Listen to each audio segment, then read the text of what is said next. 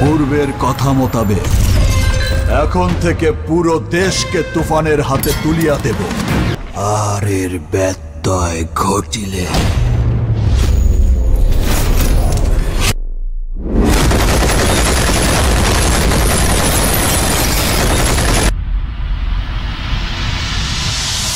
তুফান, খুব ভয় পাইছি রে।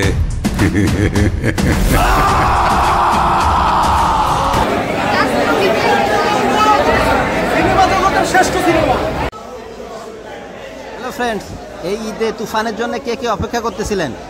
যদিও এটা ঝড় না, তবে ঝড় থেকে একদমই কম না। শাকিব খানের ক্রেজ, বাংলার সুপারস্টার, হলে তার সিনেমা দেখতে এসে দেখেন কি পরিমাণ মানুষের ঢল। মানুষ এটা শনিবার, তার মানে শুক্রবার না, শুক্রবার তো আপনার বন্ধের দিন, এটা তো হলের টিকিট পাওয়াই মুশকিল। তবে শনিবারে এসেও দেখলাম একই অবস্থা।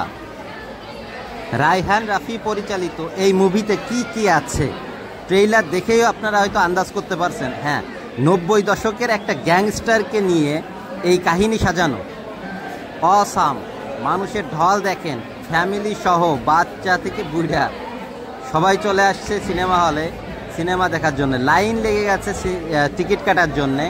শনিবারে, মানে আমি শনিবারে রিলিজ করতে পারিনি, আজকে রবিবার, পরের দিন রিলিজ করতেছি সিনেমাটা।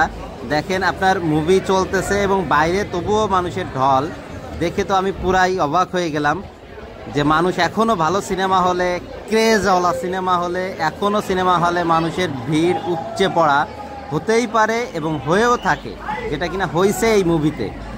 তবে কিছু কিছু দর্শকের কমেন্ট পড়ে মানে শুনে জানতে পারলাম তাদের কাছে খুব একটা সাজানো গোছানো গল্প মনে হয়নি। তবে শাকিব খানের ক্রেজের জন্যই তারা দেখতে আসছে। বাংলাদেশ থেকে যদিও আগের মতো হল নাই, তার মানে হল যদিও একেবারে সংখ্যাই কমে গেছে, তবে ভালো সিনেমা আসলে, টাকা খরচ করা সিনেমা আসলে এখনও যে মানুষ সিনেমা হলে আসবে এটা তার প্রমাণ। এই ঈদের 17 তারিখে মুক্তি পাইছে সিনেমাটা। তারপরেও এই 5-6 দিন যাওয়ার পরেও দেখেন মানুষ কত পরিমাণ মানুষ দেখতে আসছে মুভিটা। তার মানে মুভি দেখার প্রতি মানুষের, বাঙালিদের এখনও ঝোঁকটা, সেটা আপনাদের সামনে ব্যাপকভাবে ফুটে উঠতেছে। যারা যারা সিনেমাটা দেখেননি, হলে আসা হয়নি, তারা অবশ্যই সিনেমা হলে এসে সিনেমাটা উপভোগ করবেন। বেশিরভাগ মানুষের মন্তব্য একটা চমকপ্রদ এন্ট্রি শাকিব খানের, একটা বিধ্বংসী চরিত্র সে প্লে করছে। আর আপনারা পুরো 2.5 ঘন্টার প্রায় সিনেমাটা পুরোটাই আপনারা মজায় থাকবেন, আনন্দে থাকবেন, পুরোটাই বিনোদন দিবে এই সিনেমাটা। একটা গ্যাংস্টারের চরিত্র কীভাবে ফুটাই তুলতে হয় সেটা শাকিব খান অনেকটাই ফুটিয়ে তুলেছে। আপনি জানেন কি, এই সিনেমাটা নির্মাণ করতে ব্যয় হয়েছে প্রায় 8 থেকে 10 কোটি টাকা। আর এটা কত আয় করেছে এটার এক্সাক্ট হিসাব আপনাদের দিতে পারবো না, তবে সিনেমাটা অবশ্যই ব্লকবাস্টার। এবং আপনার যেহেতু বাংলাদেশে কোনো বক্স অফিস নাই, তো এই তথ্যটা আপনাকে দিতে পারতেছি না, কিন্তু যেটা আছে সেটা হচ্ছে আমাদের টিফিন বক্স। সরি, মজা করলাম। মানুষের এই ঢল দেখে শনিবারে, মানে যেটা হচ্ছে আপনার অফিস ডে শুরু হয়ে গেছে, সেই দিনেও বিকালে সন্ধ্যার দিকে এই ঢল দেখে আমার তো অবশ্যই ইচ্ছা করতেছে যে ভিডিও ফেলে আপনার হলে যে সিনেমা দেখতে, যদিও হলে আসছি সিনেমা দেখতে পাশের একটা হলে ঢাকাতে, তো সিনেমাটা তো অবশ্যই দেখব। তবে আপনারা অবশ্যই সিনেমাটা দেখতে আসবেন, সিনেমা এনজয় করবেন। পুরো 2.5 ঘন্টার এই সিনেমাতে আপনার যে ক্যারেক্টারটা শাকিব খান প্লে করছে, বা এই যে চ্যালেঞ্জিং যে আপনার অ্যাক্টিংটা, চ্যালেঞ্জিং যে আপনার ক্যারেক্টারটা, এটা মোটামুটি শাকিব খান ফুটাই তুলছে, যার জন্যেই এই ক্রেজটা। এত মানুষ আসছে দেখেন, গেট ঠেলে পুরো গেটটা লক করে দেওয়া হয়েছে, তার আগে আপনার ঢুকতে দেওয়া হচ্ছে না যতক্ষণ না পর্যন্ত মানুষ বের হচ্ছে। তার আগে টিকিট কাটার জন্য কি পরিমাণ ভিড়, কি পরিমাণ লাইন। শনিবারেও একই অবস্থা। আর কতদিন এই ক্রেজ চলবে সেটা বলতে পারতেছি না। আর আপনাদের ভিডিওটা কেমন লাগলো অবশ্যই কমেন্ট বক্সে কমেন্ট করে জানাবেন। তাহলে নেক্সট টাইম আপনার এই সিনেমা নিয়েই আপনার আরও ভিডিও বানাবো। সেটা আপনাদের উৎসাহ পেলে অবশ্যই কমেন্ট বক্সে যদি আপনাদের কমেন্ট পাই অবশ্যই ভিডিও বানাবো। একটা কথা জানেন কি, যখনই আপনি দেখবেন যে সিনেমা হলে আপনার ফ্যামিলি নিয়ে সিনেমা দেখতে আসছে, তার মানে বুঝতে হবে এটা মাসালাদার এবং সিনেমার কাহিনী সুন্দর এবং সিনেমাটা ভালো হয়েছে, যার জন্যে আপনার টক অফ দ্য মাউথ যেটাকে বলা হয়ে থাকে, তার পরিপ্রেক্ষিতেই আপনার ফ্যামিলিরাও আর কি সিনেমা দেখতে চলে আসে।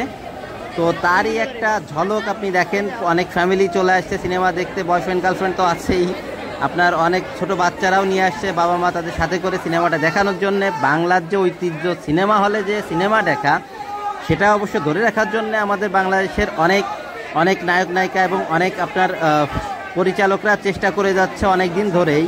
কি তারই একটা মনে হয় ছোট্ট একটা টুকরো এই তুফান।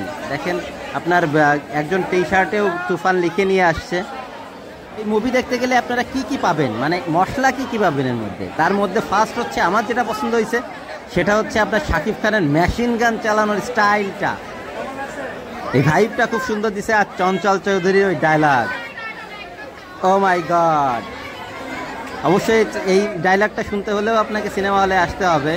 চঞ্চল চৌধুরী আছেন, মিশা সওদাগর আছেন এবং বেশ কিছু ক্যারেক্টার মিলাই এই সিনেমাটা পুরোপুরি একটা ফিট এবং পারফেক্ট একটা ফিগার দেওয়া হয়েছে।